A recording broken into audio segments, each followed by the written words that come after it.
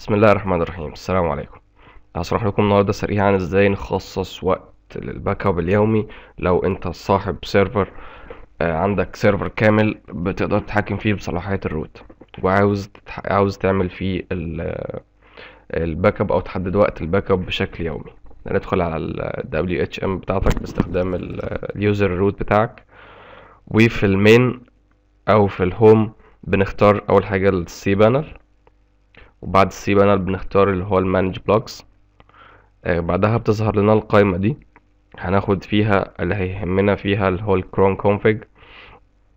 نيجي عنده ونحط علامة صح هنا، هتبقى الاوبشن زي دي. فبعد ما تقول له انستول هتحط صح انستول فيها سيف او حاجة كده، فبيجيب لك على طول ان هو بعدها بيسطب لك الكرون. وبعد كده بتتوجه تاني للهوم، هتدخل على بلوجز وبعدين كونفيجر سيبان الكرون تايم. هيجي لك هنا زي ما انت شايف كده، انا عندي محدد وقت الباك اب اليومي الساعة 2 الصبح.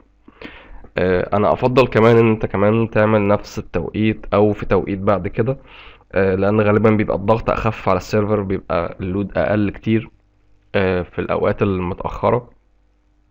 فانا عامله الساعة 2 الصبح 2 AM، يعني 2 بعد نص الليل.